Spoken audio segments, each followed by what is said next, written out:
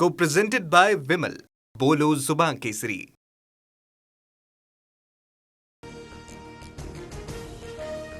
नारी शक्ती विधेयकाला मंजूर करून महिलांना 33% आरक्षण देऊयात. लाल किल्ल्यावरून मोदींचं राजकीय पक्षांना हे आवाहन.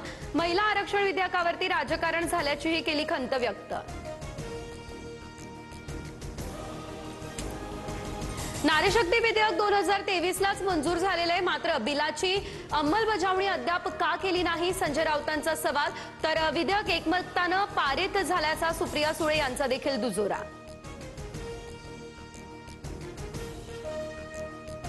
शिवसेना शिंदेचीच आणि राष्ट्रवादी अजित पवार यांचेच 2024च्या विधानसभा निवडणुकीमध्ये लोक न्यायालयाचा निकाल. सुप्रीम कोर्ट देखील हाच निर्णय देईल, मुख्यमंत्री फडणवीस यांच्याकडून विश्वास व्यक्त.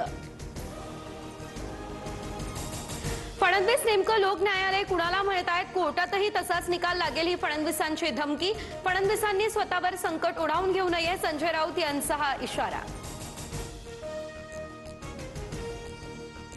शिवसेना ही उद्धव ठाकरेंचेच, शिंदेंनी वेगळा पक्ष स्थापन करायला पाहिजे होता, सुप्रिया सुळेंची प्रतिक्रिया.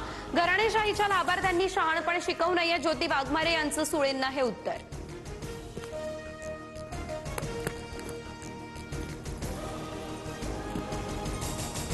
अमित शहा लायक नसलेले गृहमंत्री. शहा अधिवेशन काळात सभागृहाला सामोरं जायला घाबरले.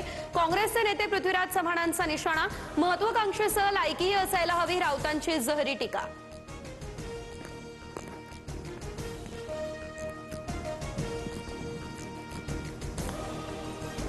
मी केलेल्या कॉक्रोच या टिप्पणीचा दुरुपयोग करण्यात आला. सरन्यायाधीश सूर्यकांत यांचं हे स्पष्टीकरण.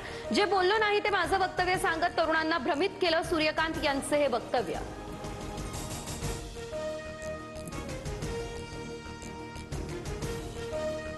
अभिजित दिपकेंच्या आजपासून स्कूल ठीक करो मोहीम. दिपकेंकडून हिंगोलीमधील स्वतःच्या शाळेतून या अभियानाला सुरुवात. शाळांसंदर्भात सूचना आल्या तर स्वागतार्ह, शिक्षण मंत्री दादा भुसे यांची ही प्रतिक्रिया. ठाकरेंचे आमदार कैलास पाटील ऑपरेशन टायगरचा दुसरा भाग. मंत्री प्रताप सरनाईकांचा दावा. तुळजापूरमध्ये बसवलेल्या सीसीटीव्हीद्वारे कैलास पाटलांवरती नजर ठेवणार सरनाईकांचा मिश्किल टोला.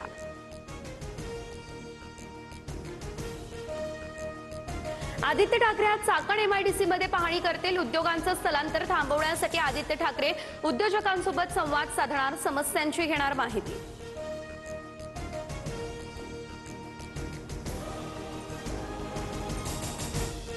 सप्तधारेमुळे विकसित भारताकडे योग्य वाटचाल करू. पंतप्रधान मोदींकडून उत्पादन, कृषी, तंत्रज्ञान, गती, संरक्षण या शक्तींचं आवाहन. Green blue economy, soft power या शक्तींचाही केला उल्लेख.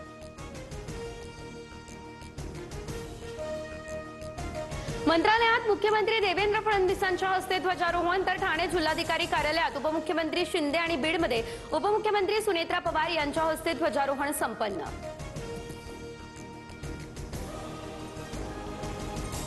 पुण्यातील ध्वजारोहण कार्यक्रमात आसन व्यवस्थेवरून नीलम गोऱ्हे नाराज. लोकप्रतिनिधींना योग्य सन्मान दिला नाही असा आरोप. अधिकाऱ्यांसोबत त्यांच्या पत्नी पहिल्या रांगेत. मुख्यमंत्री फडणवीस यांच्याकडे हा विषय मांडणार. मनोहर भिडे यांची स्वातंत्र्य दिनानिमित्त हिंदवी स्वराज्य पदयात्रा. स्वातंत्र्यदिनी मनोहर भिडे राष्ट्रध्वजाचा खुलेआम अपमान करतो. भिडेवर गुन्हा दाखल करणार का, सचिन सावंत यांचा हा सवाल. इस्लामपूरचं ईश्वरपूर केलं, आता लवकरच मुंब्र्याचं मुंब्रादेवी असं नामांतर करणार. सर्वांना हिंदुमय करण्याचं काम करतोय, मंत्री नितेश राणे यांचं हे वक्तव्य.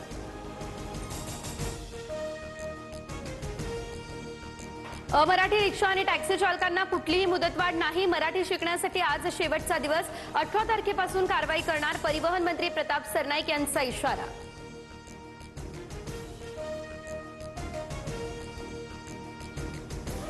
राज्यात अश्लील डीजे लावणी, आक्षेपार्ह कार्यक्रमांना आता लगाम. सांस्कृतिक कार्य विभागाकडून महत्त्वपूर्ण निर्देश जारी. राष्ट्रवादी पक्षाच्या पाठपुराव्याला अखेर यश.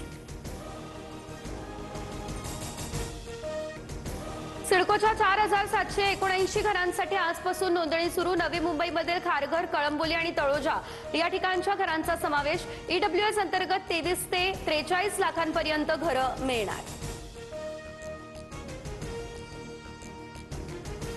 Co-presented by Vimal. बोलो जुबान केसरी.